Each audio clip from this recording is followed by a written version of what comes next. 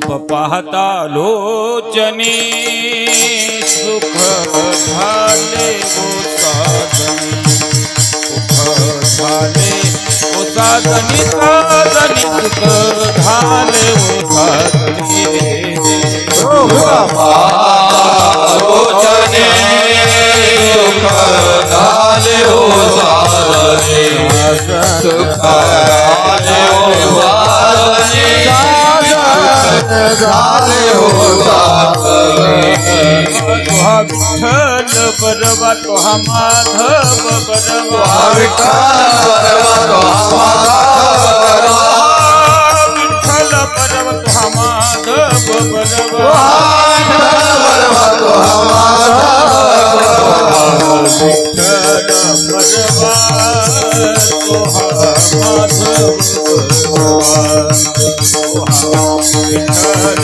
म्हणून विठ्ठली आवडे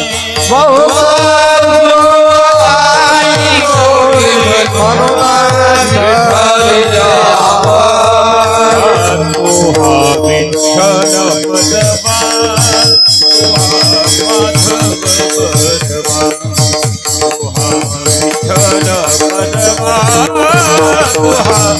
माधव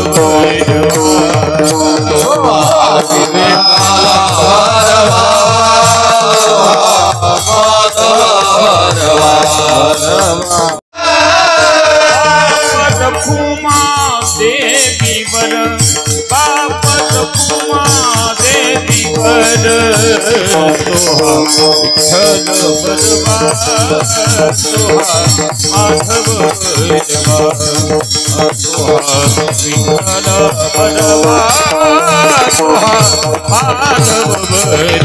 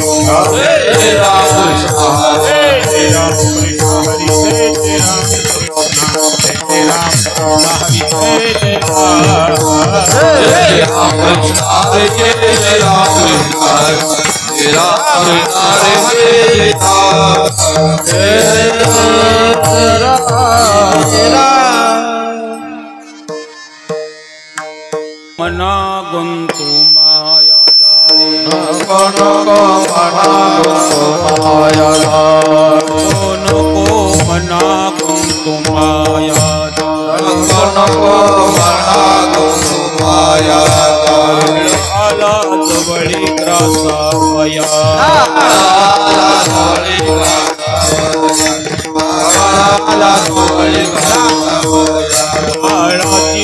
बुढ़ी पड़ेल बाज बुढ़ी पड़ेल बाड़ाची बुढ़ी पड़ेल बाज बुढ़ी पड़ेल छोड़ विना तुम्हा माय बाप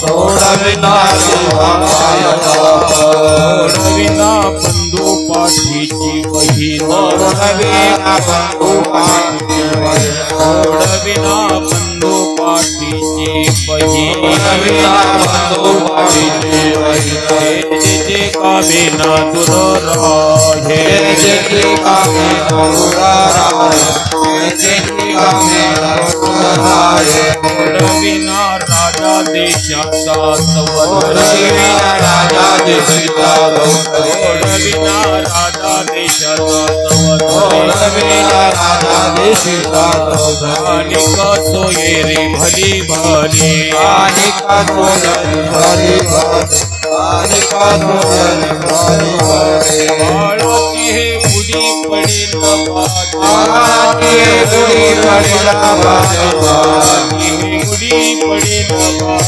बाळाची हे उडी पडेल सोडविना तुम्हा माय सोडविना तेव्हा माय बाप सोडविना तेव्हा माय बाप म्हणे तुझा सोडविना तुका म्हणे तुझा सोडविना म्हणे तुझा सोडविना तुका म्हणे तुझा सोडविना एका चक्र पाणी वाचुनी एका चक्रपाणी वाचुनी एका चक्रपाणी वाचुनी हे काळाची हे उडी पडेल काळाची हे उडी पडेल काळाची हे उडी पडेल काळाची हे उडी पडेल सोडविना तुम्हा माय सोडविना तुझा माय सोडविना तुझा माय भावी कुमार कुमाय बाबा कुमार कुमार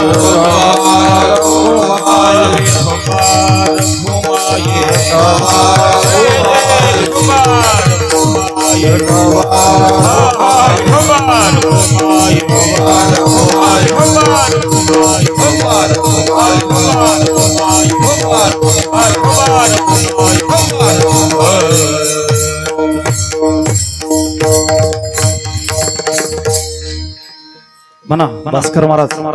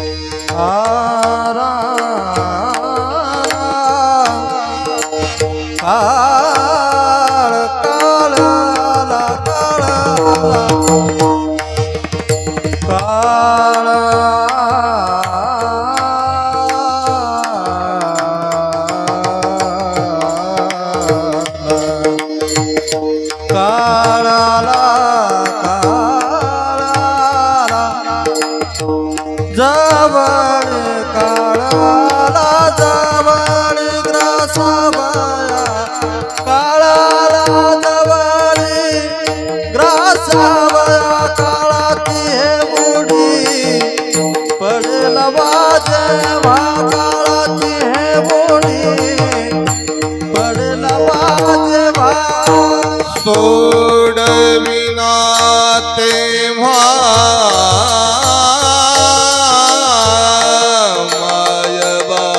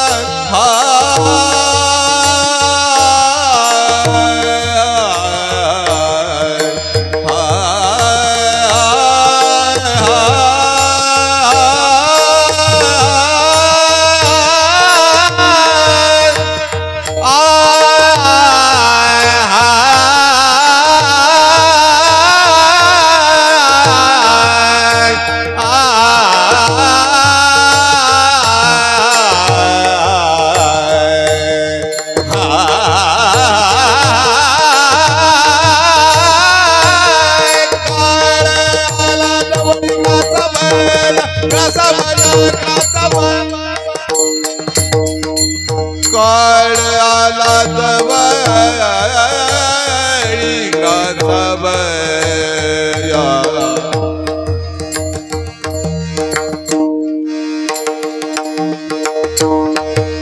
सोडविना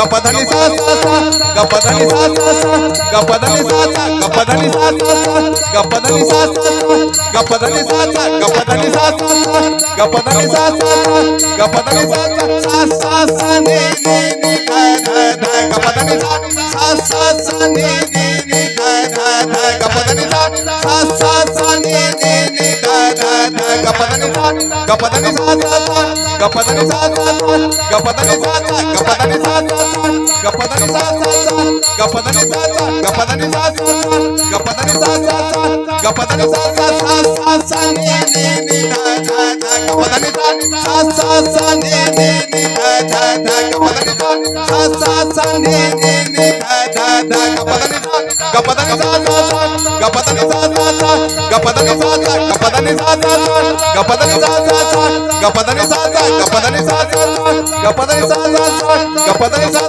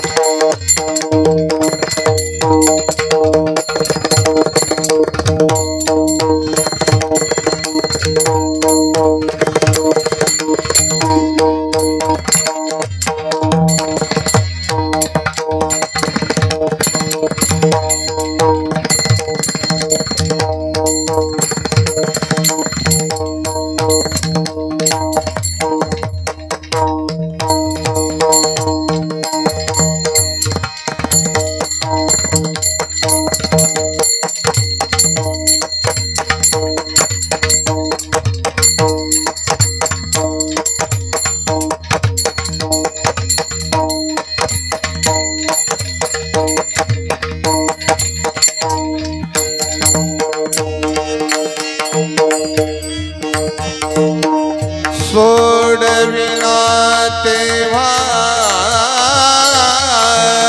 माय बाप सोडविना तेव्हा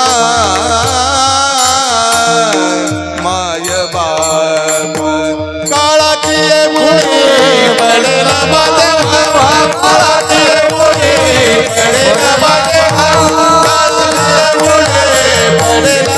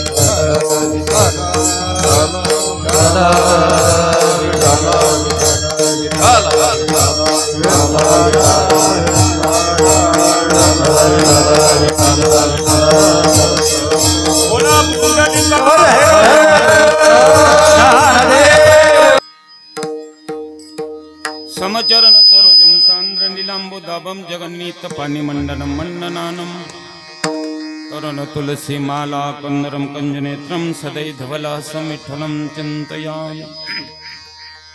श्रीरामचंद्र कृपालु भुजमन हरन भोभय दारुणं सर्व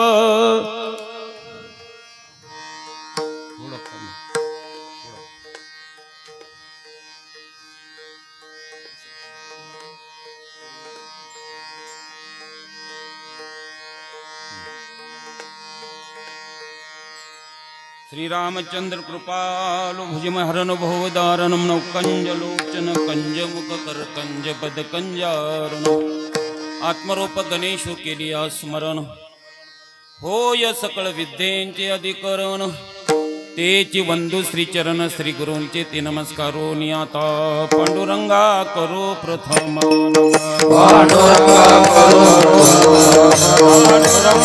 करो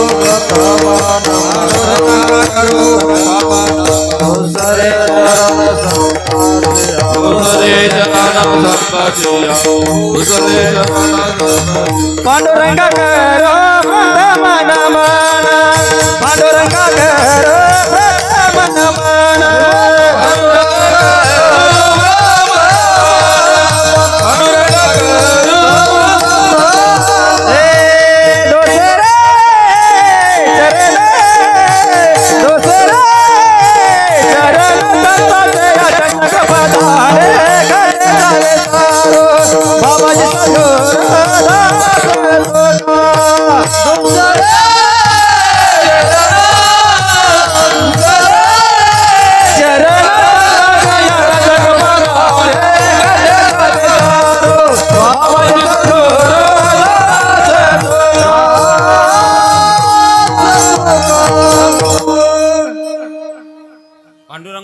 विस्तारो बाबाजी सद्गुरुदास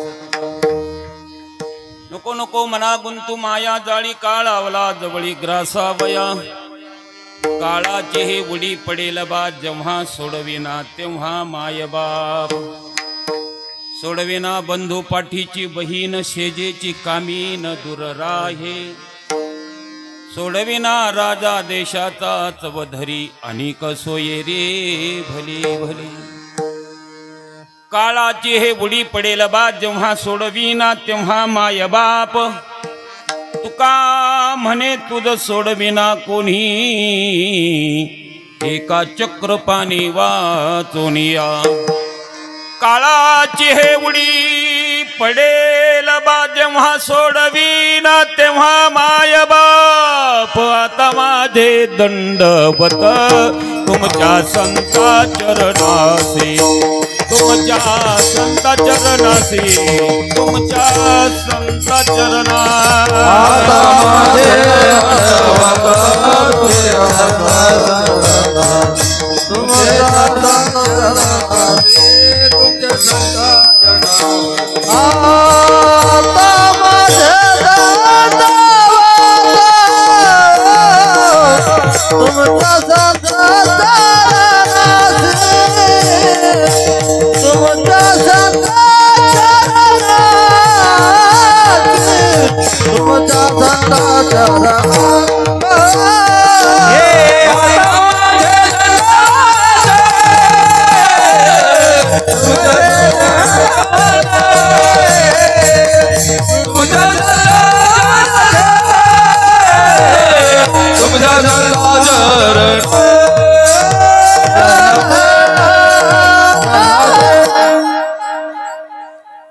आता माझे दंडवत तुमच्या संत चरणासी वचन ऐका कमलापती माझी रंकाची नको नको मना गुंतू माया जाळी काळाला जवळी ग्रासावया काळाची उडी पडेल बा जेव्हा सोडविना तेव्हा माय बाप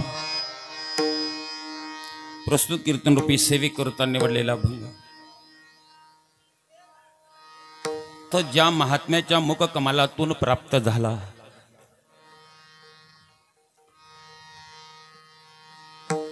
ज्यांच्या जीवनामध्ये कर्तुम अकर्तुम अन्यथा कर्तुम शक्ती प्राप्त झाली ज्यांना नेण्याकरता प्रत्यक्ष भगवान परमात्मा वैकुंठातून विमान घेऊन खाली उतरावं 4 वर्णापैकी श्रेष्ठ वर्ण असणारा हिंदू धर्म त्या हिंदू धर्मामध्ये त्या महात्म्याने अवतार धारण करावा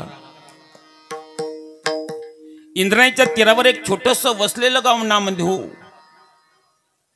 भगवान परमात्म्याच्या पदस्पर्शाने पावन झालेली भूमी आणि तुमचा उद्धार करण्याकरता ज्या महात्म्याने अवतार धारण करावा असे श्रीमंत जगद्गुरु तुकाराम महाराज यांचा 5 चरणाचा परमार्थाला पोषक या देहामध्ये ज्या इंद्रियाला अतिशय महत्व भगवान परमात्म्याने दिलेलं आहे त्या इंद्रियाला उपदेश करणारा असा हा अभंग अतिशय महत्वाचा आहे. तुकाराम महाराज म्हणतात, ए लोकांनो, मी डोळा हे इंद्रिय श्रेष्ठ जरी असलं तरी मी त्या डोळ्याला उपदेश करत नाही. वाणी हे इंद्रिय श्रेष्ठ आहे, त्या वाणीला उपदेश करत नाही. मी पायाला उपदेश करत नाही, मी हाताला उपदेश करत नाही, मी कानालाही उपदेश करत नाही. या जगतात सगळ्यात महत्वाचं इंद्रिय जर कोणतं असेल तर ते मन आहे. आणि त्या मनाला तुकाराम महाराज म्हणतात, ए मना, ए असणाऱ्या माया जाळामध्ये गुंतू नकोस. का गुंतू नकोस? म्हणजे जगाला काळ खाणारा तो एक दिवस तुला खाल्ल्याशिवाय राहणार नाही. एक लक्षात ठेव, ही मायाजाळ जे आहे, हा मायाजाळामध्ये जर गुंतलास तुझा भ्रम उत्पन्न होईल. माझी आई श्रेष्ठ आहे, माझा बाप श्रेष्ठ आहे. पण काळाची उडी ज्यावेळी पडेल ना त्यावेळी तुला तुझी आई सोडू शकणार नाही आणि बापही सोडू शकणार नाही. तुझा अजूनही भ्रम असेल की माझा भाऊ पाठीराखा आहे, माझी बहीण श्रेष्ठ आहे, माझी धर्म पत्नी श्रेष्ठ आहे. पण काळाची उडी पडली ना तुझी स्वतःची धर्म पत्नी सुद्धा सोडू शकणार नाही, भाऊ सोडू शकणार नाही आणि बहीण सुद्धा सोडू शकणार नाही.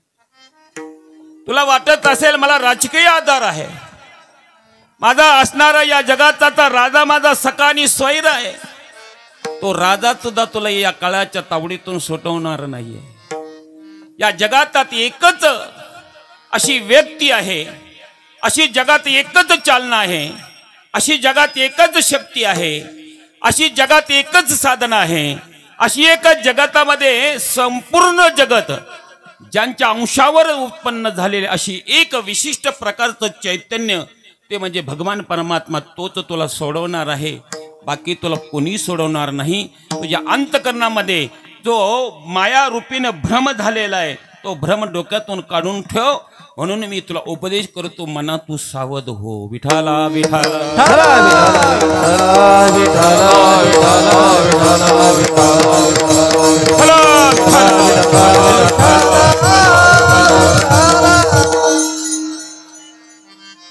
थोडासा परिहार. पवित्र मंगल असं हे महांकाळ वाडगाव क्षेत्र, याच गावातील रहिवासी कैलासवासी वसंतराव मोहनराज पटेल कुलथे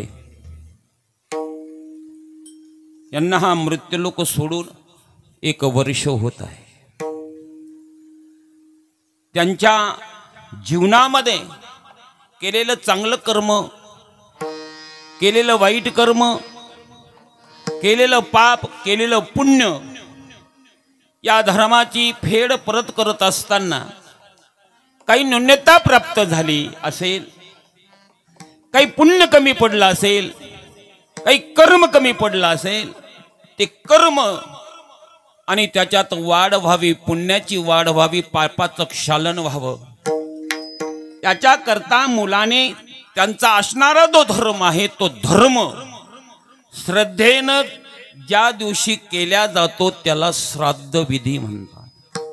आणि तो आज त्यांच्या 2 चिरंजीवाने आणि 3 मुलीनं हा असणारा सुंदर पद्धतीने त्यांचं प्रथम पुण्य स्मरण या उद्देशानं अतिशय श्रद्धेनं सद्गुरूच्या कृपाशीर्वादानं संपूर्ण वारकऱ्यांच्या सहकार्यानं असणारे नातेवाईकांच्याही सहकार्यानं अनेक महात्म्यांच्या उपस्थितीमध्ये आजचा हा आणि अतिशय भव्य आणि दिव्य हा सोहळा आणि हा आयोजित केलेला आहे. राजेंद्र वसंतराव पटेल कुलथे, विजय वसंतराव पटेल कुलथे 2 चिरंजीव आहेत. प्रमिलाताई राजेंद्र डहाळे आणि नंदाताई गोरखनाथ चिंतामणी आणि सुनंदा प्रदीप शहाणे अशा 3 मुली आणि 2 मुलं असे असणारं सुंदर कुटुंब. त्या कुटुंबामध्ये भगवान परमात्म्याने या महात्म्याला आपल्या ठिकाणी विलीन केलेलं आहे. आज राजू भाऊवर जे प्रेम करणारे हे संपूर्ण वारकरी जीवन आहे. आता इथे सगळेचे नाव मला घेता येईल पण आता वेळच 11च वाजून गेले. मी फक्त गावाचं नाव घेतो, भजनी मंडळाचं नाव घेतलं की सगळे त्याच्यामध्ये आलेत. सरला बेट भजनी मंडळ आहे, गोवर्धन भजनी मंडळ आहे तळेगावचे. मी त्यांना वंदन करतो. महाराज इतक्या लांबून तळेगावकर आलेत. महाराज सुद्धा या ठिकाणी उपस्थित आहेत. अवलगावचे भजनी मंडळ आहे, भालगावचे भजनी मंडळ आहे, खानापूरचे भजनी मंडळ आहे, माळावाडगावचे भजनी मंडळ आहे, बरड वस्ती नंबर 11 नंबर तेही भजनी मंडळ आहे, जुने गावाचे भजनी मंडळ आहे, टेंबीचेही भजनी मंडळ या ठिकाणी, कोकमठाण भजनी मंडळ आहे आणि गंगा पिंपळगाव भजनी मंडळ आहे. सगळ्याच्या चरणावर दंडवत. 2 मृदुंगाचार्य अतिशय सुंदर गायक वृंद, साऊंड सिस्टीम अतिशय गोड. या ठिकाणी पीटी मास्तरचे बोट इतके सुंदर चालतात महाराज. अतिशय. या ठिकाणी सगळे महाराज मंडळी, समोर बसलेले महात्मे, आपल्याला सगळ्यांचं श्रद्धास्थान असणारे हरिभक्तपरायण सदानंदजी महाराज, आणि आपण ज्यांना पितृतुल्य नाही पण वडिलांच्याही गुरुस्थानी मानतो आपण, आमचे बाळासाहेब महाराज टेंबेकर तेही उपस्थित आहेत. तळेगावचे अध्यक्षही या ठिकाणी उपस्थित आहेत. विनेकरी बाबा उपस्थित आहेत. सगळे भावी भक्तजन उपस्थित आहेत. या ठिकाणी सेवेला सुरुवात करत असताना जास्त प्रस्तावना न करतात एक 4 प्रश्नाची उत्पत्ती आणि त्याचा विस्तार आपल्याला फक्त बरोबर 11 ते 12:30 वाजेपर्यंत आपल्याला पाहिलं पाहिजे. कारण शास्त्राने जो विधी सांगितला आहे त्याच कालामध्ये पितूर जेवला पाहिजे. नाही तर एवढा खर्च करून पितूर जर त्या कालामध्ये जर नाही जेवण झालं, पितूर जर नाही तृप्त झाले, तर हा दोष ब्राह्मणावर आणि कीर्तनकारावर जातो. विठाला विठाला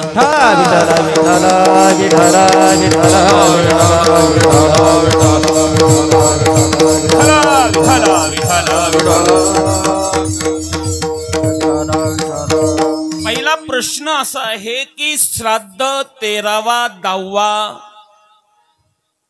याच्या करता कीर्तन कथा प्रवचन कशा करता करतात, पहिला प्रश्न आहे.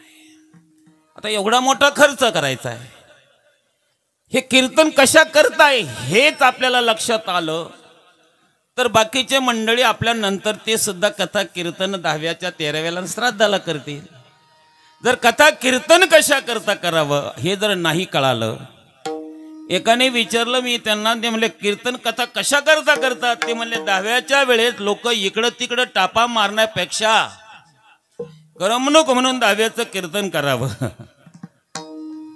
तसं नाही शास्त्राने सांगितलं.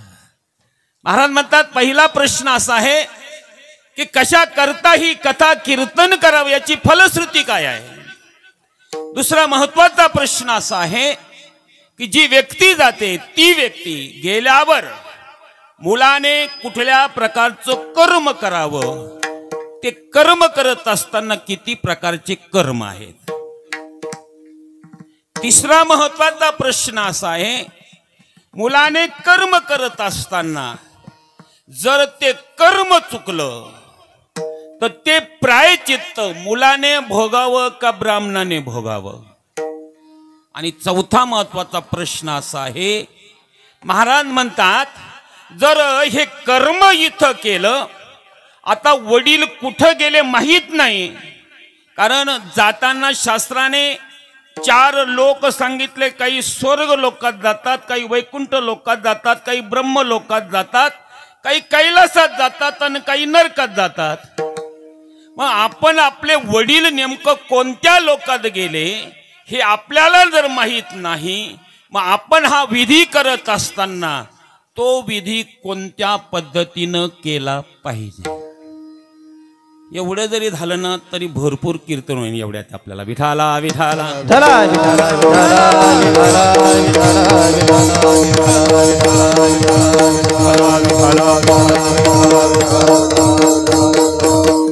पहिला प्रश्न तुकाराम महाराज म्हणतात, कीर्तन कथा प्रवचन हे जे श्राद्धाला 10व्याला 13व्याला जे ठेवले जातात, याचं पहिलं कारण जर कोणतं असेल, जर आपण पिंडदान करत असताना कर्म करत असताना त्या कर्मामध्ये काही दोष राहिला, तर तो दोष घालवण्याकरता शास्त्राने ही कथा आणि कीर्तन सांगितलं.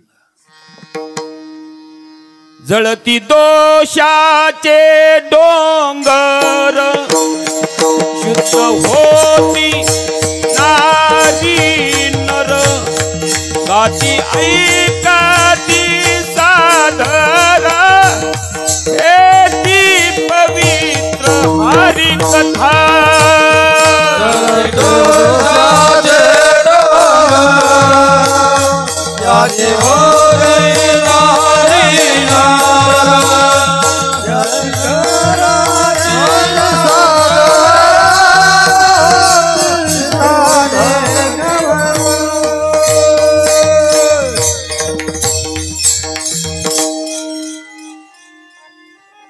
कशा करता म्हणले मुलाकडून जर काही कर्म करत असताना काही दोष घडला तर तो दोष जाण्याकरता शास्त्राने विधी सांगितला. कथा कीर्तन जर केलं तर तो दोष नष्ट होतो नाही जळून. नाम संकीर्तन साधन पैसो बे नाम संकीर्तन साधन पैसो बे नाम संकीर्तन साधन पैसो बे नाम संकीर्तन साधन पैसो बे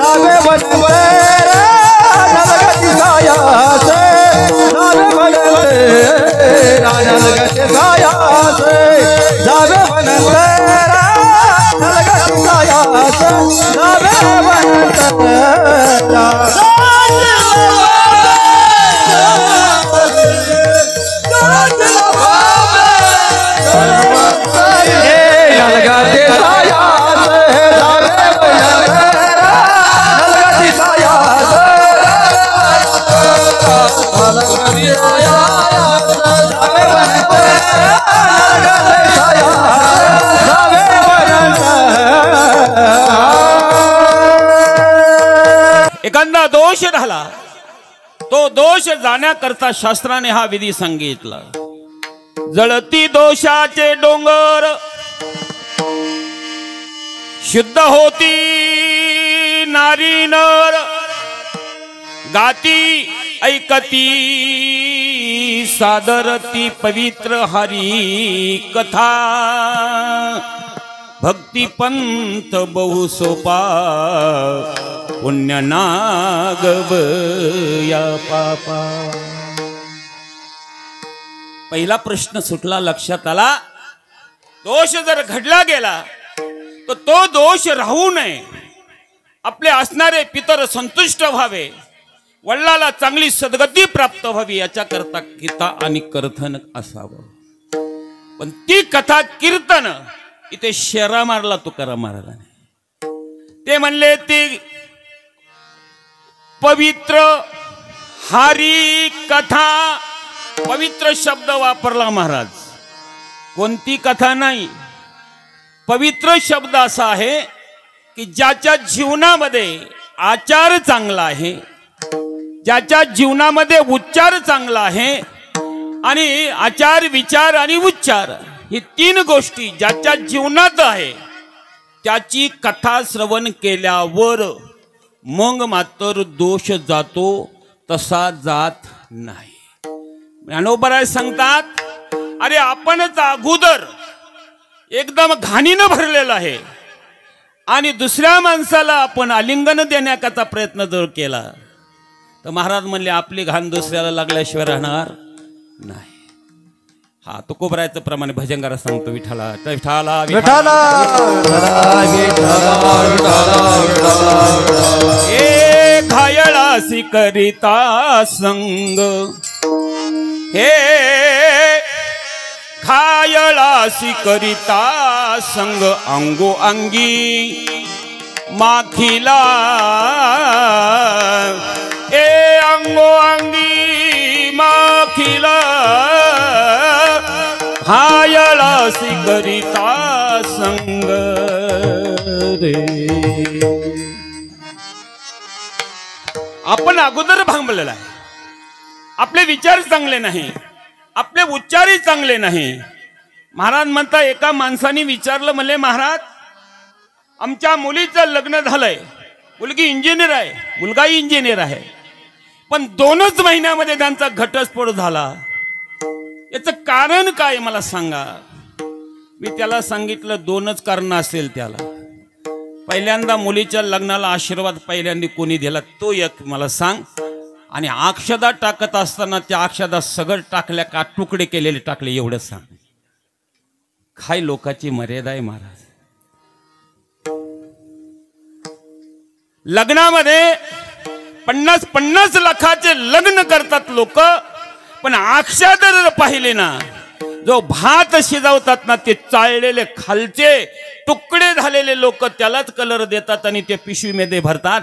अक्षदा जर तुकडे केलेले चालेल तर तुझ्या बाळा तुझ्या मुलीचं लग्न खरंच व्यवस्थित होईल का रे.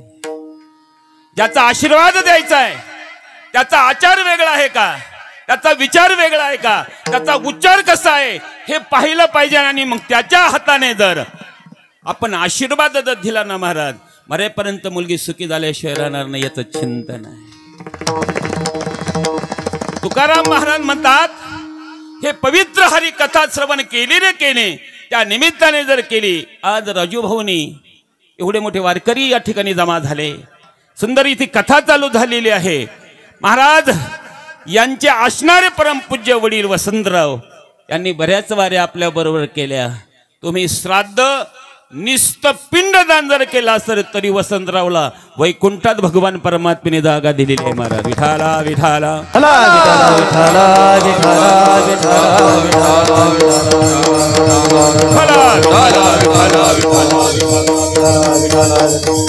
महाराज वारकरी म्हणजे भक्त आहे, आणि हा भक्त गरीब असू द्या श्रीमंत असू द्या कसाही असू द्या, भगवान परमात्मा सांगतात जो होय माझा भक्त त्याची जीवन विरक्त तो येती वैकुंठी धावत तया मी आसन मांडितसे.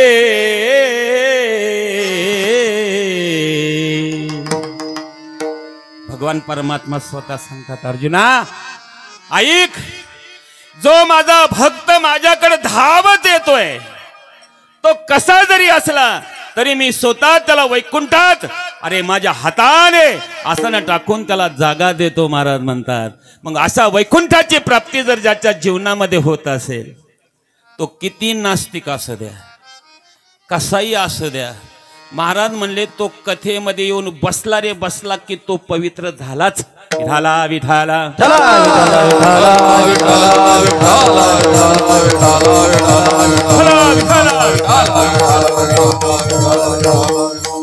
प्रसंग सांगतो ऐका. नारदजी एकदा वैकुंठात मध्ये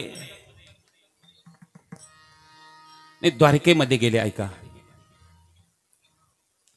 द्वारकेत नारदजी गेले आणि नारदाने भगवान परमात्म्याला प्रश्न केला, देवा मी वरून स्वर्गातून खाली येत असताना 5 प्रकारचे लोक यम धर्म घेऊन जात असताना त्याच्यातले 4 लोक स्वर्गात पाठवले यम धर्माने आणि एका माणसाला नरकात पाठवलं. याचं कारण काय मला सांग म्हटले. तुम्ही ऐकता ना, ऐका. नरकात कोण जातो आणि स्वर्गात कोण जातो लक्ष द्या. माळकरी असू द्या कीर्तनकार असू द्या कोणी असू द्या कर्म चुकलं महाराज त्याला नरकात जावाच लागतं. ऐका भगवान परमात्म्याने विचारलं नारदा कोण कोण होतं. नारदाने पहिल्यांदा सांगितलं एक चोर होता, एक वेश्या होती, एक राजाचा सेवक होता, एक पंडित होता आणि एक सुंदर धर्मशील शेतकरी होता. किती लोक होते? 5 लोक होते. भगवान परमात्म्याने सांगितलं त्या यमधर्माला बोलून घ्या. यमधर्माला भगवान परमात्म्याने बोलवलं आणि सांगितलं हे 5 लोक आहेत. पहिला चोरी करणार आहे, दुसरी वेश्या आहे, तिसऱ्यांदा तो असणारा राजाचा सेवक आहे, चौथ्यांदा तो पंडित आहे आणि 5व्यांदा धर्मशील शेतकरी आहे. त्याच्यातल्या 4 लोकांना तू स्वर्गात पाठवलं. चोराला पाठवलं स्वर्गामध्ये, म्हणले हो. वेश्याला पाठवलं स्वर्गामध्ये, हो. त्या सेवकाला, त्या राजाच्या सेवकाला पाठवलं, म्हणले हो. त्या पंडिताला पाठवलं स्वर्गामध्ये, हो. मग राजा तो शेतकरी एवढा पुण्यवान आहे, त्याच्या मुलाने अतिशय मोठा मंडप बांधला. श्राद्ध सुद्धा तो मुलं त्याचे करतात. दान धर्म त्याच्या जीवनामध्ये झालं. अनेक गाया त्याने दान केल्या, अन्नदान भरपूर केलं. या 4 लोकांकडून पाप घडलं, त्याला तू तिकडं पाठवतो. आणि या शेतकऱ्याने, धर्मशील शेतकरी, त्याला तू नरकात का पाठवलं? धर्मराजाने, यमाने धर्मराजाला आणि कृष्ण भगवान परमात्म्याला नीती सांगितली. म्हणले ऐक, हा जो चोर आहे, या चोराने ज्यावेळेस मी त्याला प्रश्न विचारला, काय जाब देता यमदूता, काय जाब देता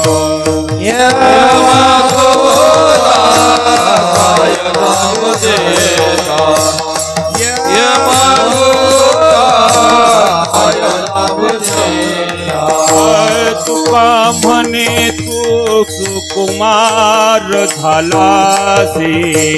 तुका म्हणे काय तू सुकुमार झालासी. तुका म्हणे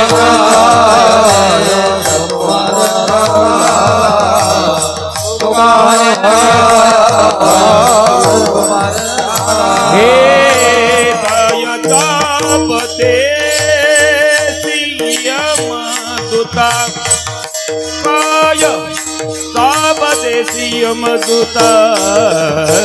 तुका म्हणे तुगा सुकुमार झाला, तुका म्हणे तुगा सुकुमार झाला.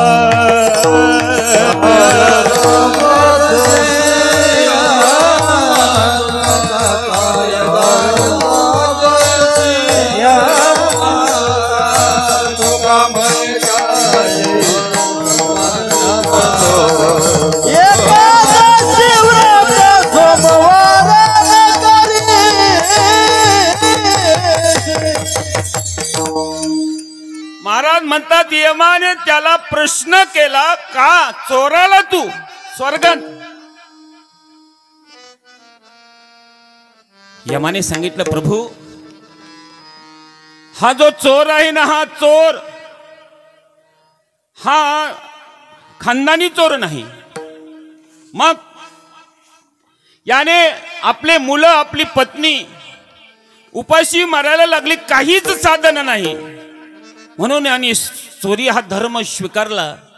पण चोरी करत असताना आपल्या मुलांना, आपल्या पत्नीला जेवढं लागेल तेवढंच त्या चोरीतलं धन वापरायचं, सगळं बाकीचं अन्नदानाला, लोकांना, गोर गरिबांना. शिवाय हा चोरी करत असताना गरिबाची चोरी करत नाहीये, हा चोरी करतो कोणाची? की भगवान परमात्म्याने त्याला विपुल दिलं, भरपूर दिलं, पण त्याचं सत्कार्याला ते धन प्राप्त होत नाही, अशाची चोरी करत होता. म्हणून मी याला तिकडे पाठवलं. भगवंताने दुसरा प्रश्न विचारला, वेश्याला का बरं तू पाठवलं? महाराज, ही वेश्या जरी असली पण ही लहान असताना, 11 वर्षाची असताना एका नास्तिकाने या मुलीला, सदाचारी मुलगी आहे, खानदानी मुलगी आहे, हिला उचलून एका गावामध्ये नेऊन विकला आणि तिला तो धर्म तिच्या मनात नसताना सुद्धा स्वीकारायला लावला. तिच्याकडून तो धर्म नव्हता, पण तो तिला करावा लागलाय. तिनं तो धर्म करत असताना सुद्धा महाराज म्हणले, तिच्याकडून जेवढं धर्म झालं, पाप कर्म घडत होतं, तेवढंच कर्म ती पक्ष्यांना धान्य ठेवत होती, पक्ष्यांना पाणी देत होती, गोरगरिबांना सहकार्य करत होती.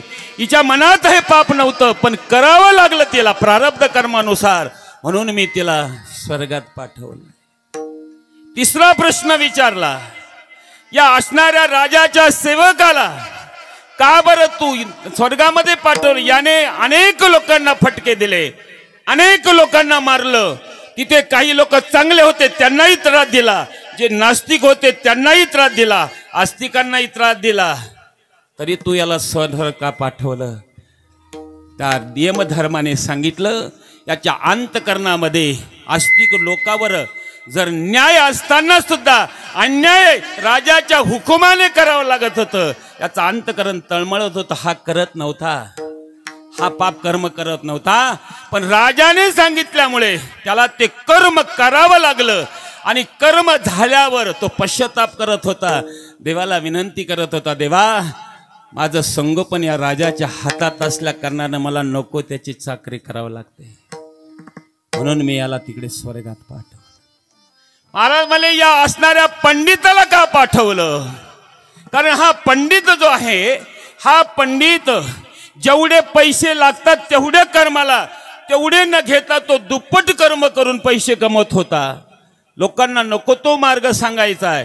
तुम्हाला काल सर्प शांती करावं लागेल, तुम्हाला नारण नागबली करावं लागेल, तुम्हाला त्रिपिंडी करावं लागेल, तुम्हाला यज्ञ करावं लागेल. तुमच्या घरामध्ये वास्तु दोष आहे, तुम्हाला पितृदोष लागलेला आहे. नको तो प्रकार त्या लोकांना सांगत होता. आणि त्यांच्या कोणतं कर्म नसताना पैसे लोबाडत होता. का करत होता हे सांगा ना. महाराज म्हटले, हा कर्म जरी सांगत चुकीचं सांगत होता, पण ते कर्म करत असताना कर्म केल्याशिवाय पैसे घेत नव्हता. तुका म्हणे दान सेवा घेतल्या वाचू. तो दुसऱ्याकडून दान घेत होता, पण सेवा घेतल्याशिवाय नव्हता. महाराज मला त्यांनी सेवा करायचा, कशी जरी सेवा केली करत होता, म्हणून मी त्याला स्वर्गात पाठवलं. मग शेतकरी ज्ञानेश्वरीचं पारायण करत होता, शेतकरी पंढरपूरची वारी करत होता, शेतकरी अन्नदान करत होता, शेतकरी महाराज म्हणले गरीबाचे लग्न करत होता. एवढं पुण्य शेतकरी करत होता, तरी त्याला नरकात का पाठवलं? त्यावेळी धर्मराजाने सांगितलं, एवढं पुण्य तो करत होता, पण एवढं पुण्याचं असणारं माप एक छोट्याशा पापाने एका क्षणात नष्ट होत होतं. तोच पाप तो करत होता. कोणतं पाप केलं म्हणले याने ज्या माऊलीवर कुठल्याही प्रकारची पातिव्रत धर्म असताना सुद्धा तिच्यावर चारित्र्याचे शिंतोडे उडून ती नालचकी केली, धर्माच्या विरुद्ध बोलला. एखाद्या न्यायामध्ये अरे अन्याय असताना सुद्धा तिथे साक्ष दिली. महाराज म्हणले, याने किती जरी पुण्य केलं तरी मी याला नरकात पाठवलं, नरकात. तुकाराम महाराज म्हणतात, हे असणारे जे लोक आहेत, आपण कोणतं कर्म करतो, हे कर्म जर आपण केलं, हेच कर्म आपल्या बरोबर येत.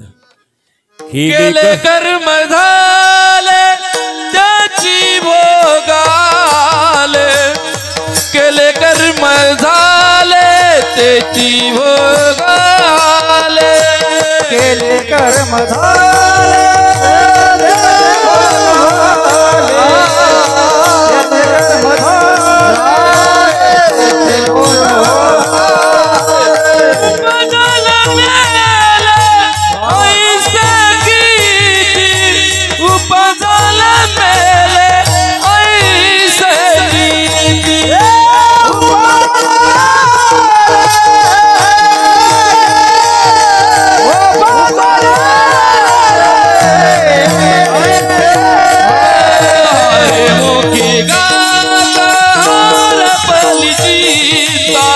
हरिमुखी गाता हरपली चित्ता, हरिमुखी गाता हरपली चित्ता, हरिमुखी गाता हरपली चित्ता, हरिमुखी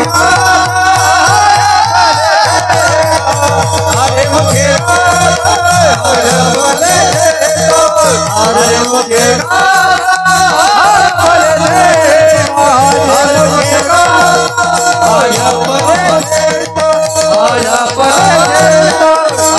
बल देता. चांगलं कर्म किंवा वाईट कर्म एवढंच आपल्या बरोबर आहे.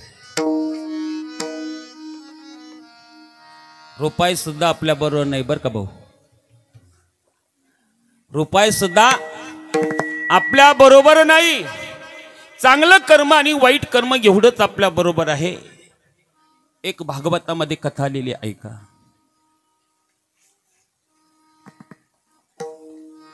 एक राजा भगवान श्रीकृष्ण परमात्म्याला विनंती करतो, भगवंता मला या जगातातला नीती धर्म कशाला म्हणतात आणि हे पाहायचंय, आणि मेलेला मनुष्य स्वर्गामध्ये जातो का नरकात जातो, वैकुंठात जातो, कुठं जातो, कसा जातो, एवढं मला पाहायचंय. ऐका आता आपल्याला कुठं जायचं आणि कसं जायचं हे फक्त तुम्हाला मार्ग दाखवून देतो. आता आपण ठरवा कसं करायचंय. विठाला विठाला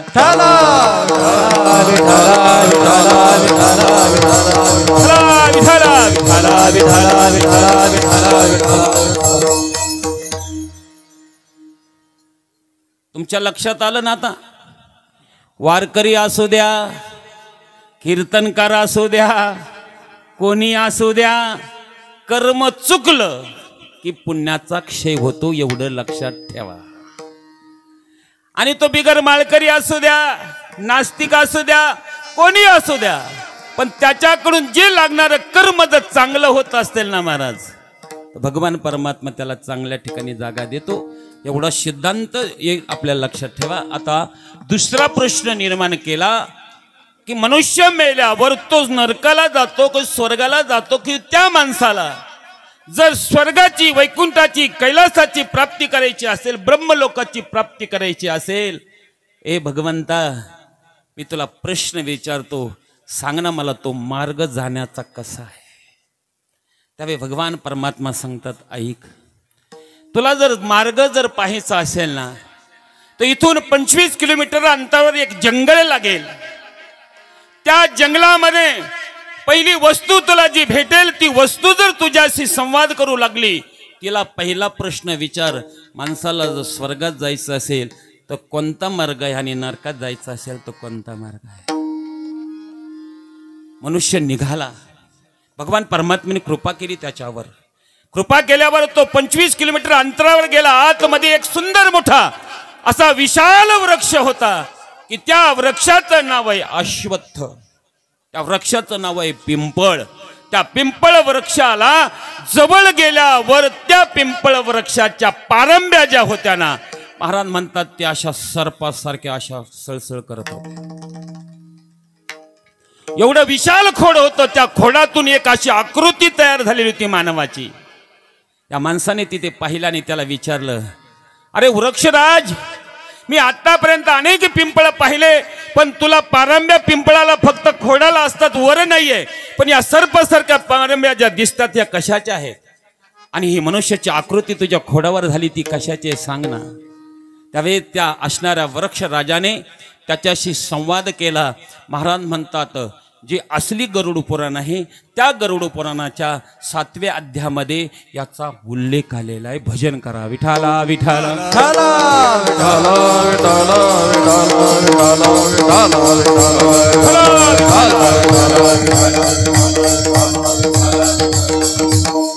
त्या असणाऱ्या पिंपळ वृक्षाला पहिला प्रश्न त्या असणाऱ्या मानवाने विचारला, सांग मनुष्य मेल्यावर त्याची गती कशी होते. त्या वृक्ष राजाने त्याला एक कोहड टाकलं. म्हणजे माझ्या कोहड्याचं उत्तर जर तू दिलं तर मी तुला सविस्तर सांगेल मनुष्य मेल्यावर त्याची गती कशी होते.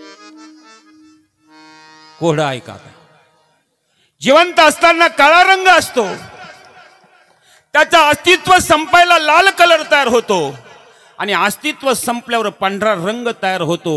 या कोहड्याचा अर्थ काय सांगा बरं.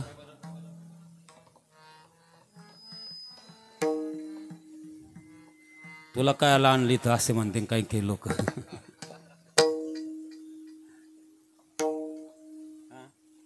असं नाही म्हणायचे ना. बरं ऐका महाराज, याची गरज आहे. याला या असणाऱ्या व्याख्यानाची गरज आहे. आई माया मायाचा सागरन ते लोक आणायचे आणि ते एकाच्या टिकाच्या टापा मारायच्या. अरे ते पितरही संतुष्ट होत नाही.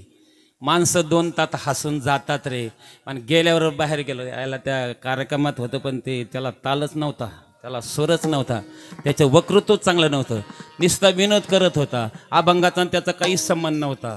महाराज ज्यांनी केलं ना कीर्तनकाराला, ज्यांनी पाठवलं ना, म्हणजे पाचारण केलं ना.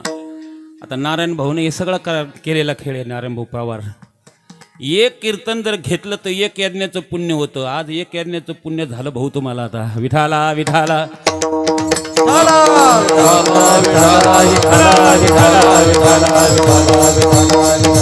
त्या वृक्ष राजाने प्रश्न केला, जिवंत असताना रंग काळा असतो, त्याचं अस्तित्व संपायला लागल्यावर त्याचा रंग लाल होतो आणि त्याचं अस्तित्व संपल्यावर पांढरा रंग तयार करतो.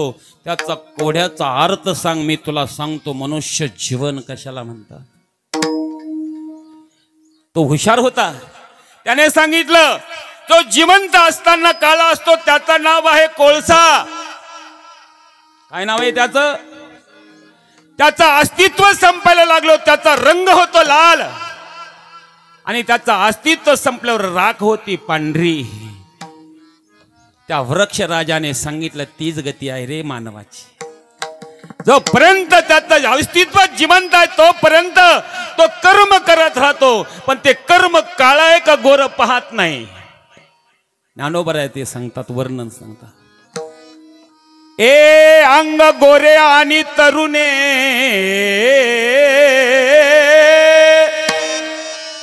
वरी लेईले एकची लेणे. अरे माणसाचा रंग काळा असू द्या नाही गोरा असू द्या, पण त्याने अंगावर लेणं आणि दागिने घातले तर ते त्याला जसे शोभून दिसतात. का? जोपर्यंत त्याचं शरीरामध्ये अस्तित्व आहे तोपर्यंत. का ललाटीचे लिहिले न मोडे काही केले, काळे गोरे पण धुतले फिटोने. महाराज म्हणतात ललाट रेषा एकदा लिहिली ना, तसं माणसाचा रंग बदलत नाही, त्याचं प्रारब्ध कर्म बदलत नाहीये. तशी अवस्था मनुष्य जिवंत आहे तो कोळशासारखा आहे. पण त्याचं अस्तित्व संपायला लागलं, तो त्या सरणात घातला की त्याचा असणारा रंगाचा लाल रंग होतो, तो जळायला लागतो.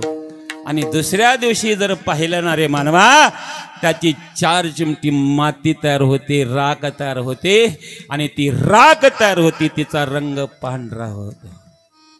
विठाला विठाला हे शरीराची होय माती, शरीराची होय माती,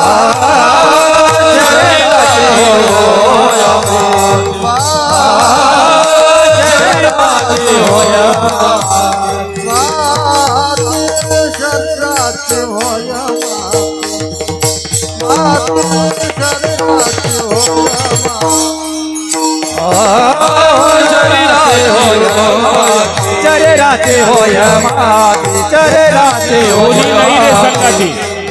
कोणी नाही रे सांगत, कोणी नाही रे सांगत. चरेराचे होय माती,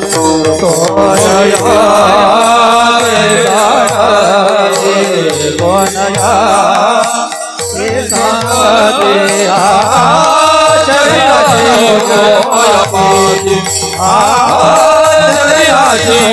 होय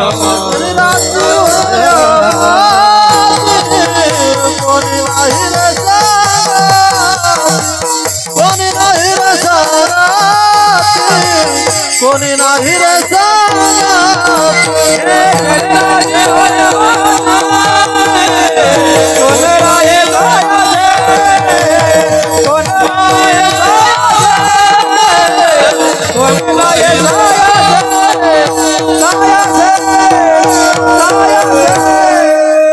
वृक्ष राजाने सांगितलं तू माझ्या कोड्याचं उत्तर दिलं ना तस मीटरांतरावर जा, तिथे तुला एक पक्षी भेटेल. त्या पक्षाला विचार पुढची गती कशी आहे. तो मनुष्य पुढे चालला. पुढे गेल्यावर एक पक्षी दिसला त्याला. त्या पक्षाचं नाव आहे कावळा. त्या पक्षाचं नाव कावळा आहे, पण तो कावळा वेगळा आहे. त्याचे डोळे रक्त आणि अवस्थेमध्ये लाल झालेले आहेत. त्याच्या असणारे जे पिस आहेत ते विशाल आहेत. त्याची चोच आहे ना ती चोच विशाल आहे. आणि तो कावळा पाहिल्यावर लक्षात आला, असा कावळा मी पाहिला नाही. त्या अर्थी हा कावळा आपल्याला दिसला. या कावळ्याला विचारलं पाहिजे, आता या माणसाची पुढची गती कशी आहे. ए काकबुरशुंडी, ए कावळ्या, माझा प्रश्न आहे, पुढे माणसाची गती कशी होते हा जीव याच्यातून गेल्यावर. त्याने पहिला प्रश्न विचारला, माझा एक कोड आहे, त्या कोड्याचं उत्तर दे, मग मी तुला सगळा इतिहास सांगतो. भजन करा विठाला विठाला.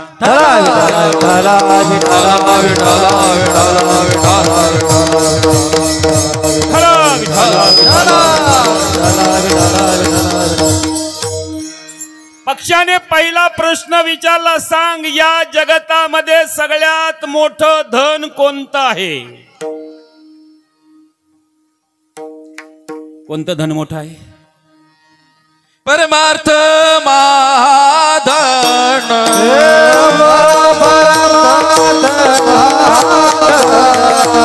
जोडी देवाचे चरण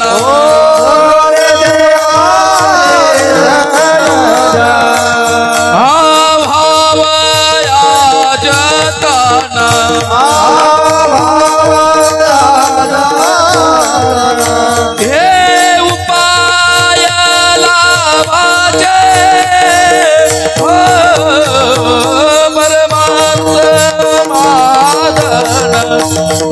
परमार्थ माधन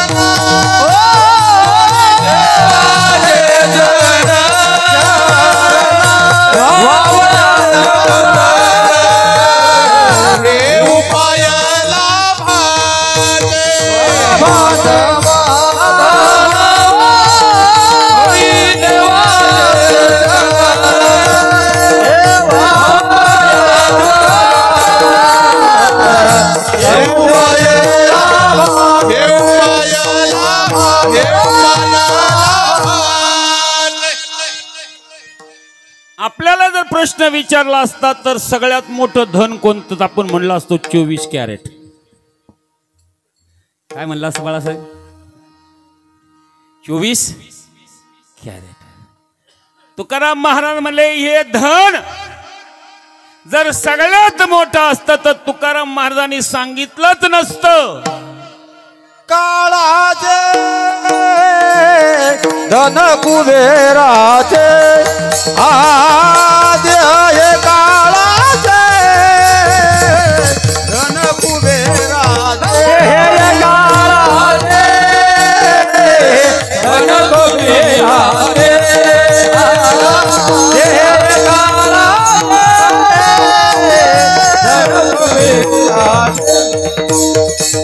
तिथे मनुष्याचे काय आहे तिथे मनुष्याचे काय आहे जे आहे काळाचे धन कुबेराचे जे आहे काळाचे धन कुबेराचे येथे मनुष्याचे काय आहे येथे मनुष्याचे काय आहे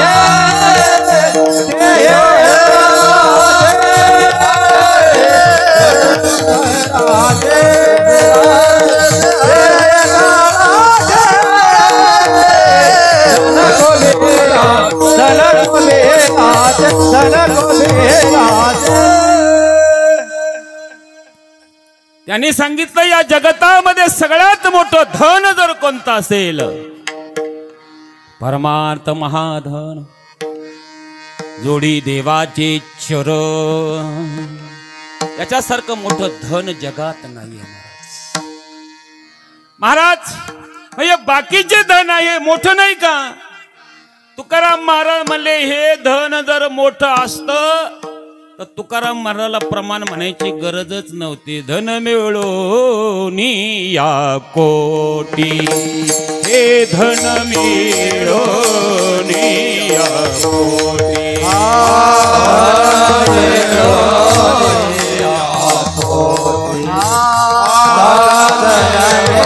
नाही रे लंगोटी, संगे नाही रे लंगोटी,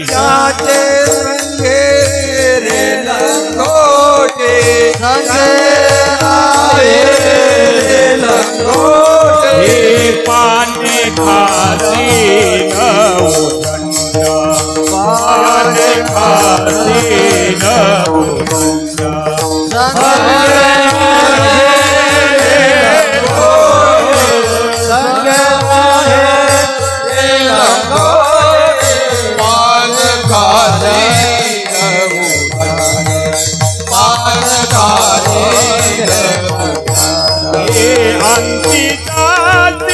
सुकलिया तोंड,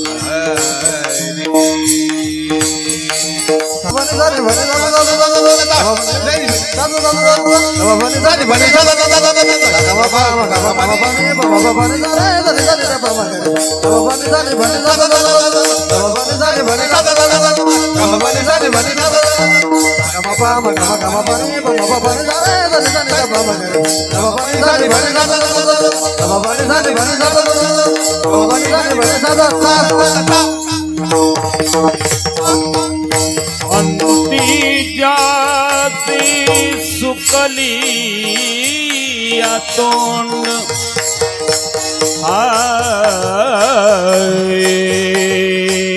ददा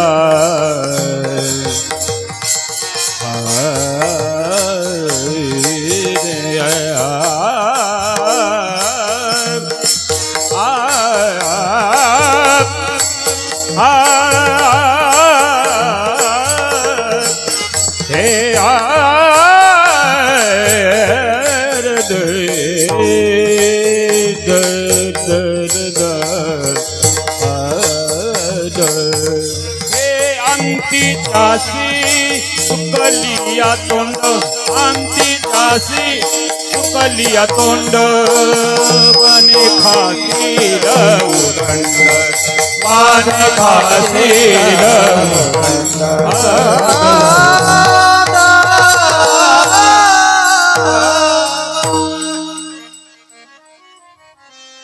त्या कावळ्याने केलेला प्रश्न ऐका.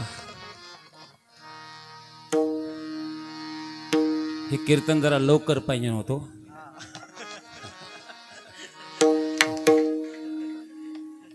एवढे गायक आणि इतका सुंदर वातावरण. राजूभाऊ स्वर्ग निर्माण केला तुम्ही, स्वर्ग. टाळ्या वाजवा एकदा राजूभाऊच्या नावाने. किती श्रीमंत जरी असला ना ते एवढे टाळकरी कधीच भेटणार नाही महाराज. राजूभाऊ हे तुम्ही वारी केलेली फले, सगळे वारकरी वारी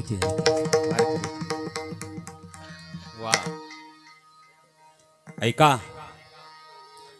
त्या असणाऱ्या कावळ्याने प्रश्न केला, या जगात सगळ्यात मोठं धन कोणतं आहे? परमार्थ महाधन आहे. ते तर तुझ्या बरोबर येणार आहे, बाकी तुझ्या बरोबर काही येणार नाही.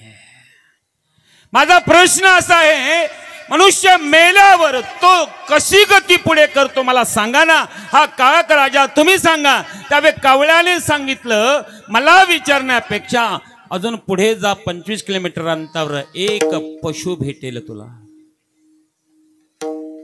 पशु भेटेल म्हटल्याबरोबर तो 25 किलोमीटर गेल्यावर तिथे एक गोमाता भेटली त्याला. गोमाता गाईला पाहिल्याबरोबर त्याने प्रश्न केला, गोमाता माझा प्रश्न आहे की मनुष्य मेल्यावर तो त्याची पुढची गती कशी मला सांगा.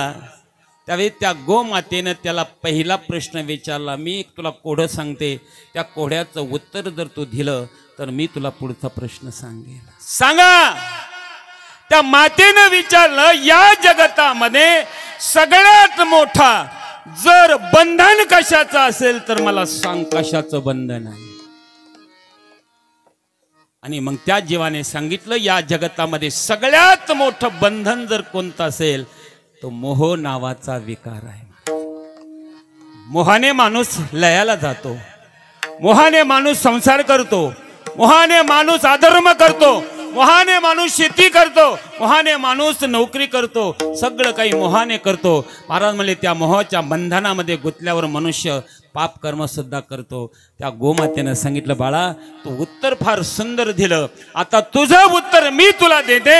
मनुष्य ज्यावेळेस या देहातून बाजूला जातो ना, त्यावेळेस 13 दिवसामध्ये तो जीवात्मा याच मोहाने तो 24 तास आपल्या घरामध्ये राहतो. तोच जीव त्याला या देहातून बाजूला झाल्यावर सगळं दिसतं. आपली धर्मपत्नी दिसते, आपला मुलगा दिसतो, आपली मुलगी दिसते, सगळं काही त्याला दिसतंय. कोण आपल्या करता किती रडतंय हे दिसतं, सगळं काही दिसतं महाराज. पण तो जीव त्या असणाऱ्या धर्मपत्नीच्या जवळ येतो, पण त्याला स्पर्श करण्याचा अधिकारी नाहीये. मुलाजवळ येतो, पण त्याला स्पर्श करण्याचा अधिकार नाही. लांबून पाहतोय. या मोहाच्या नादाने तो 24 तास गोमाता सांगते तो तिथेच राहतो. पुन्हा प्रश्न विचारला, 24 तासामध्ये कुठे जातो. त्याने सांगितलं 24 तासानंतर कुठे जातो. मला विचारण्यापेक्षा अजून 25 किलोमीटर अंतरावर जा. आता तुम्ही म्हणता 25 चालू दे संध्याकाळी 5 वाजेपर्यंत. नाही, आता एकच शेवट 25 किलोमीटर चाला आणि कीर्तन संपून टाकतो. विठाला विठाला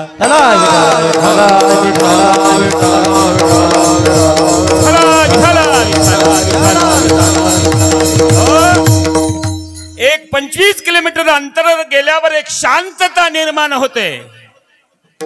वृक्ष वेली एकमेकाशी आणि असे साधनामध्ये दंग झालेले दिसतात. महाराज म्हणतात पक्षी सुद्धा सुंदर आनंदामध्ये गाताना दिसतात. महाराज तिथे एक दिव्य स्त्री निर्माण होते आणि ती दिव्य स्त्री पाहिल्याबरोबर तो जीवात असणारा मनुष्य तिला विचारतो, सांगा 24 तासाच्या नंतर जीवात्म्याची गती कशी आहे पुढची.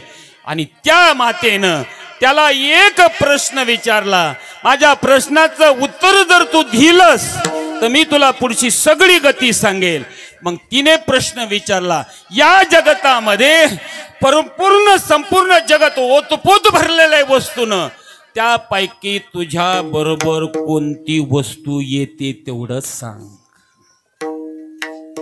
एवढं लक्षात आलं की समजायचं आपल्याला श्राद्ध महिने 13वा 10वा अंतविधी सगळंच आलं याच्यामध्ये. एकदा मोठ्या प्रमाणे भजन करा. विठोबा रखुमाये, विठोबा रखुमाये, विठोबा रखुमाये, विठोबा रखुमाये, विठोबा रखुमाये, विठोबा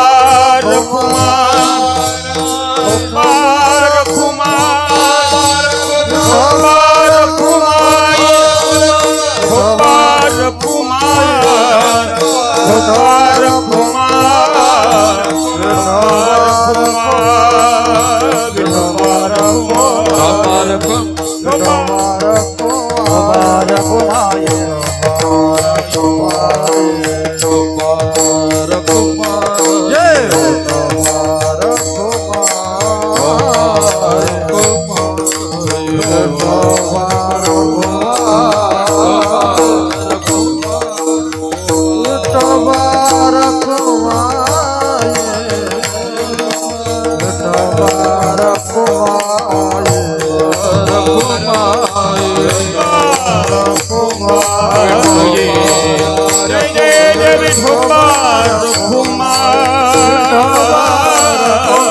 विठोबा रखुमा विठोबा रखुमा विठोबा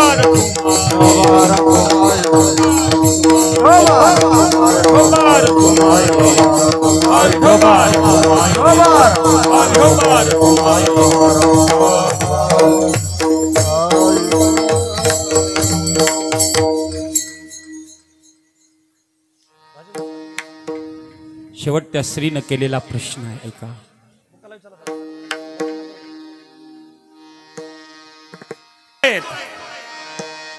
त्याच्यातली कुठली वस्तू तुझ्या बरोबर येणार आहे एवढं सांग मला. त्यावेळेस त्या मानवाने त्या असणाऱ्या स्त्रीला सांगितलं, माते या जगतामध्ये सगळ्या वस्तू भगवान परमात्म्याने निर्माण केलेल्या आहे माझ्या सहित, म्हणून या जगतामध्ये कुठल्याच वस्तूवर माझा अधिकार नाही मला बरोबर नेण्याचा. एकच वस्तू आहे, ती वस्तू मी घेऊन जाऊ शकतो, ती वस्तू आहे चांगलं कर्म, हेच बरोबर घेऊन येऊ शकतो मी. धनानी भूमो पशवश्य गोष्टी भार्या गृहद्वारे जन हे स्मशाने देह चित्तायाम परलोक मार्गे कर्माने गोगच्छिती जीव कहा.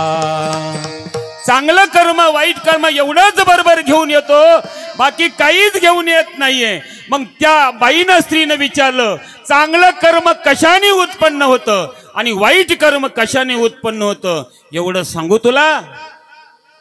मग त्या माणसाने सांगितलं, सांगा ना. तिने सांगितलं, चांगलं कर्म येतं आई वडिलांची सेवा, याच्यासारखं कर्म जगात चांगलं कोणतं नाही.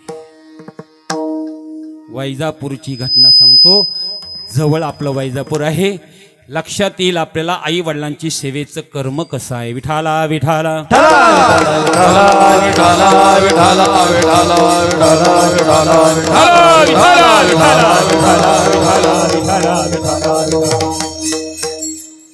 वैजापूरचे कलेक्टर होते आहे का, मला नाव नाही सांगता यायचं त्यांचं, पण त्या कलेक्टरचे आई वडील खानदेश मधले असल्या कारणानं खेड्या गावात मुलाचं शिक्षण केलं. गरिबी भरपूर आहे, पण मुलगा कलेक्टर झाला आणि आनंद झाला. आणि कलेक्टर झाल्यावर मुलगा वैजापूर सारख्या शहरामध्ये आला, पण मुलाने आई वडिलांना एका मोठ्या कारमध्ये बसवलं. पहिल्यांदा तुळजापूर दाखवलं, दुसऱ्यांदा पंढरपूर दाखवलं, तिसऱ्यांदा आळंदी दाखवली, चौथ्यांदा देहू दाखवलं, जेजुरी दाखवली आणि वैजापूरला घेऊन आला. वैजापूरला फ्लॅट मध्ये राहू लागला. पण त्यावेळेस कलेक्टर म्हणून चांगले माणसं त्या कलेक्टरला भेटायला जायचे. त्याच्यात एक महात्मा भेटायला गेला कलेक्टर साहेबांना, आणि कलेक्टर साहेबांना पाहिल्याबरोबर ती माता धार्मिक होती, जवळ आली आणि सांगितलं, महाराज, अहो महाराज, माझ्या मुलाने एवढं मोठं मला सुख दिलं. मला पंढरपूर दाखवलं, मला तुळजापूर दाखवलं, मला जेजुरी दाखवली, मला आळंदी दाखवली. त्या महाराजाच्या डोळ्यातून आसरू येत होते. कलेक्टर जवळ आले आणि कलेक्टर जवळ आल्यावर सांगितलं, माय, पंढरपूर दाखवलं, तुळजापूर दाखवलं, लोकांना सांगतेस? अरे दादा, तू माझा मुलगा आहे, मला अभिमान आहे म्हणून मी सांगते. मी काय अभिमान सांगते माझा? मी कलेक्टर झालो म्हणून तुला हे दाखवलं. आई, तू जर मला जन्मालाच घातलं नसतं, हे जगत जर दाखवलं नसतं, तर मी कोणाला दाखवलं असतं महाराज? हे चांगलं कर्म आई वडिलांच्या सेवेत नाही. महाराज म्हणतात, हे कर्मच बरोबर आपल्या येणार आहे. महाराज म्हणतात, 24 तासानंतर तो जीव आत्मा 3 दिवस पुढे कुठं राहतो? म्हणले, तो 3 दिवस आपल्या मुली आणि आपल्या बहिणीच्या असणारे या ती वर्गामध्ये थांबतो. पुन्हा 3 दिवस सगळ्या सोयऱ्यांच्या तिथे थांबतो. उरलेले परत आपल्या घराच्या भोवती येतो. आणि ज्या वेळेस दशक्रिया विधी होते, त्यावेळी पिंडदान केल्या जातं, त्यावेळी त्याचा मोह थोडा कमी होतो. किती? थोडा मोह कमी होतो. कारण त्याला सगळं दिसतंय. कोण आपल्याकरता रडतं आणि किती प्रेमाने रडतं. विठाला विठाला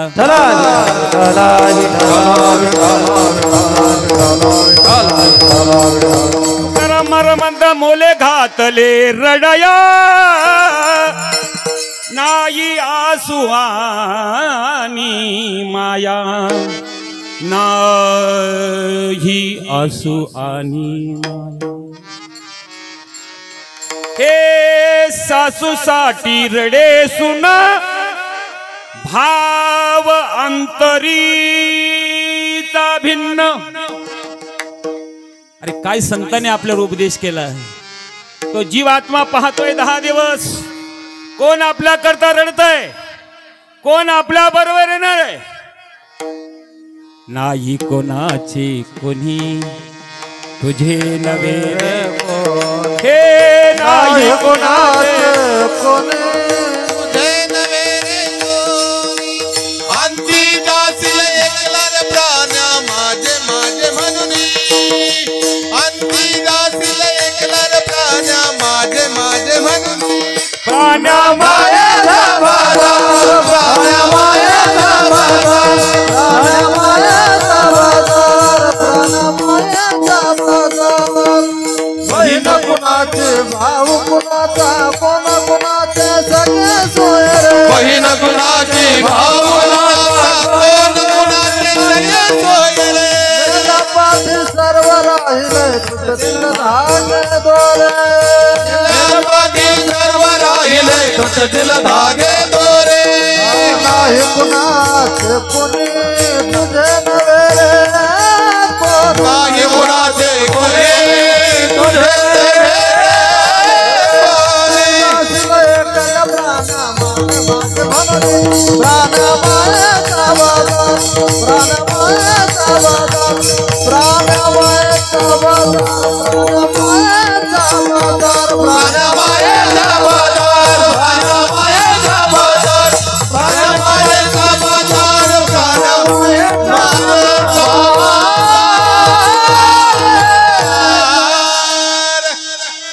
तिने सांगितलं तुझ्या बरोबर चांगलं कर्म किंवा वाईट कर्म एवढेच येणार आहे.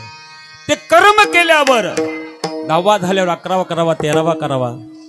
13वा झाल्यावर त्याची गती प्राप्त होती. ती गती पुढे होत असताना महाराजांना सांगितली ती स्त्री, त्या स्त्रीचा परिचय तो मनुष्य करतो. सांग माते तू कोण आहेस. त्यावेळी ती माता सांगते मी दुसरी तिसरी कोणती नाही, मी वैतरणा नावाची नदी आहे. गरुड पुराणामध्ये त्याचं व्याख्या आलेलं आहे. मी वैतरणा नावाची नदी आहे. ज्याने चांगलं कर्म केलं त्याच्याकरता मी शुभ्र पाणी होते. त्याने चांगलं कर्म केलं मी शुद्ध पाणी होते. त्याने चांगलं कर्म केलं मी एक गाय निर्माण होते आणि त्या प्राण्याला मी पलीकडे घेऊन जाते. पण ज्याने अधर्म केला, ज्याने वाईट कर्म केलं, मग मी मात्र त्या ठिकाणी नरक होते, मूत्र होते, घाण होते. आणि मग मी त्या जीवाला, त्या पाप्याला त्याच्यात टाकते. आणि पाप्याला टाकल्यावर त्याची अवस्था इतकी करते कशी करते. महाराज त्याचं वर्णन सांगितलं शास्त्र. मनुष्य जीवन ऐका त्याचे लक्षण. जाता दरबारी यमाचे कारण. वैतरणा नदी जाण जीव जीवे बुडविते. बुडून काढतीवर सादर करी तो नर. देखोनी पुत्राचा दार. हे पिंडदान करी रे बाळा. पिंडदान करी रे बाळा. पिंडदान न करिता पुत्र, तो पुत्र नव्हे कुपात्र. तया पुढे आहे गती अपवित्र. यम फटके मारित से. त्याची गती सांगितली पाहिजे. थोडी ती निष्ठुर. मारती थोडी ती निष्ठुर.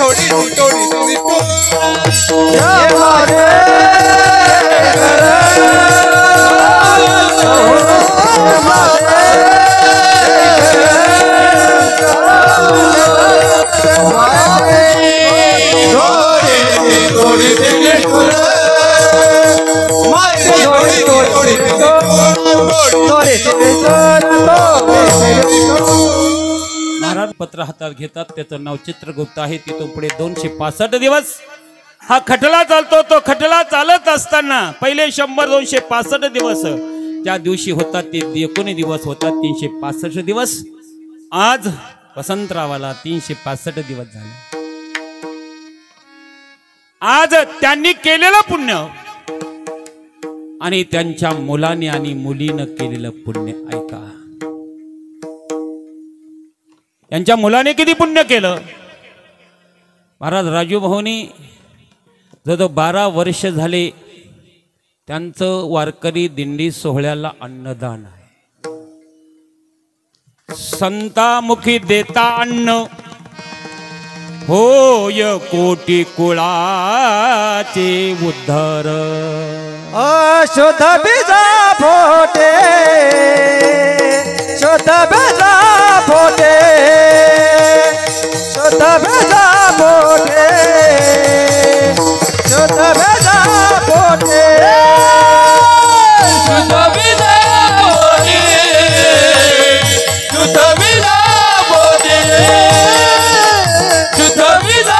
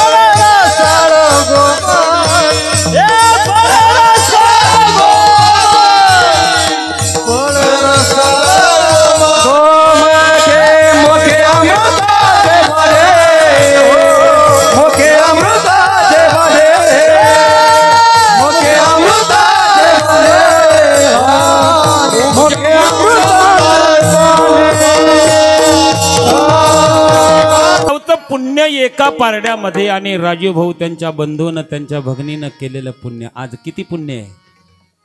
हे ज्ञानदानाचं पुण्य.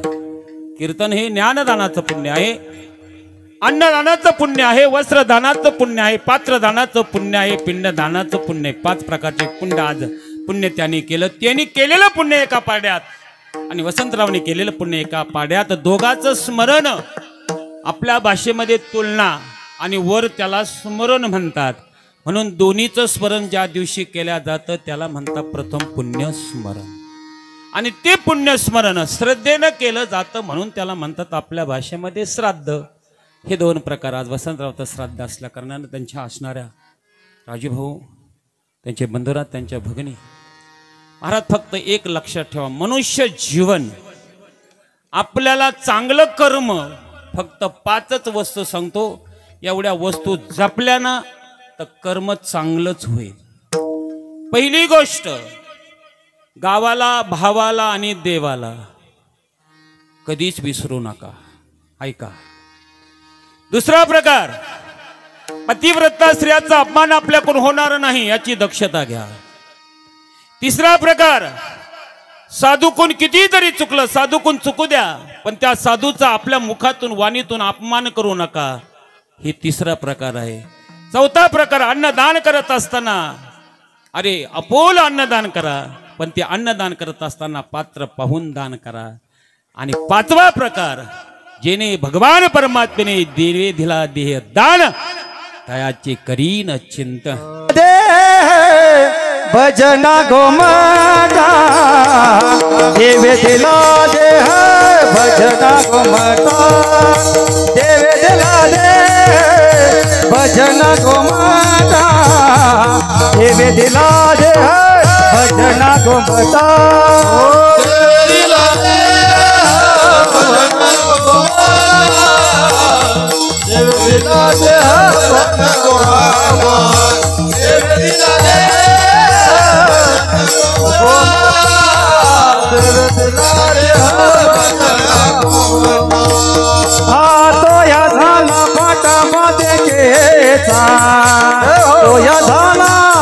पाठबाधिकेचा तो या झाला पाठबाधिकेचा तो या झाला पाठबाधिकेचा देवे दिला दे भजन गोमटा दिला दे भजन गोमटा देवे दिला दे भजन गोमटा देवे दिला दे भजन गोमटा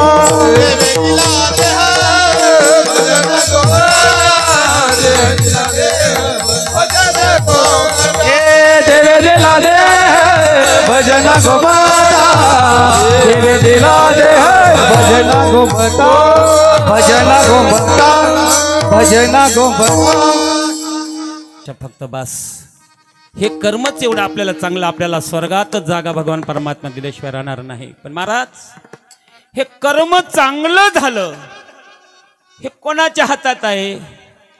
तुकाराम महाराज म्हणले मन जाणे पापा आणि माय जाणे बापा. आईशिवाय बापाचा पत्ता कोणी सांगणार नाही, मनाशिवाय पापाचा पत्ता सांगणार नाही. मग तुकाराम महाराज म्हणले मनच चांगलं कर्म करतं आणि मनच वाईट कर्म करतं. मग तुकाराम महाराज म्हणले मना हे सगळं जर तुझ्या हातात असेल तर मी तुला उपदेश करतो, तू माया जाळात गुंतू नको. अभंगाचं प्रथम चरण. नको नको मना गुंतू माया नको नको मना गुंतू माया नको नको मना गुंतू माया नको गुंतू माया नको मना गुंतू माया नको नको मना गुंतू माया नको नको मना गुंतू माया नको मना गुंतू माया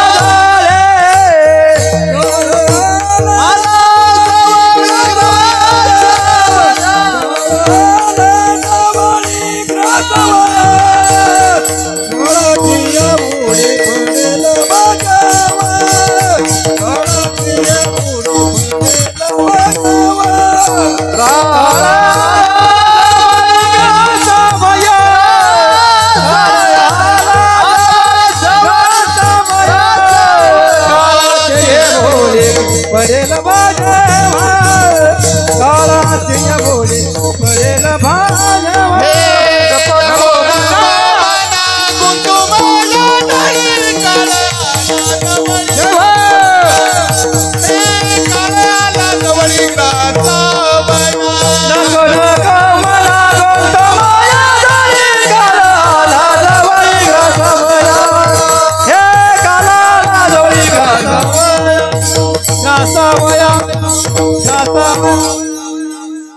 मनाला उपदेश केला तुकाराम महाराज. आपला कार्यक्रम संपलाच आहे. बारामतीचे कुलते साहेब आहे ना, त्यांनी इकडे यायचंय श्रद्धांजली. मी फक्त 2 मिनिटात कीर्तन समाप्त करतोय. महाराज मनालाच का उपदेश केला, बाकीच्या इंद्रियाला का नाही? ऐका, मन हे सजाती आहे आणि बाकीचे इंद्रिय विजाती आहे. सजाती कशाला म्हणतात आणि विजाती कशाला म्हणतात याचे प्रकार शास्त्राने बरेच सांगितले. म्हणून मनाला उपदेश केला. आज कैलासवासी वसंतराव मोहनराज पटेल कुलथे यांचं प्रथम पुण्यस्मरणाच्या निमित्ताने तुम्ही आम्ही सगळेजण उपस्थित झालात. अतिशय गुणीजन टाळकरी महाराज मंडळी, मृदुंगाचार्य विनेकरी बाबा चोपदार, जमलेल्या माता भगिनी, पुरुषवर्ग, वारकरी भक्तमंडळ, महात्मे मंडळी या ठिकाणी उपस्थित आहे. सगळ्यांच्या चरणावर दंडवत. त्यांच्या धर्मपत्नी आहे गंगा भागीरथी सिंधुताई वसंत पाटील कुलथे, त्यांचे चिरंजीव राजेंद्र वसंतराव पटेल कुलथे, विजय वसंतराव पाटील कुलथे, 3 आणि मुली आहेत प्रमिलाताई, नंदाताई आणि सुनंदाताई. असा हा परिवारातून भगवान परमात्मा ठिकाणी विलीन केलेला आहे. हे भगवंता कैलासवासी वसंतराव पटेल कुलते यांना चांगली सद्गती प्राप्त होऊ द्या आणि त्यांचाच आशीर्वाद त्यांच्या मुलांना नातेवाईकांना लागू द्या. हे सद्गुरू गंगागिरी महाराज, सद्गुरू नारायणगिरी महाराज, सद्गुरू किसनगिरी बाबा, सद्गुरू माऊली तुकाराम महाराज यांच्या चरणी ही विनंती करतो आणि या सेवेला पूर्ण देतो. पा ज्ञानेश्वर माऊली ज्ञानराज माऊली तुकाराम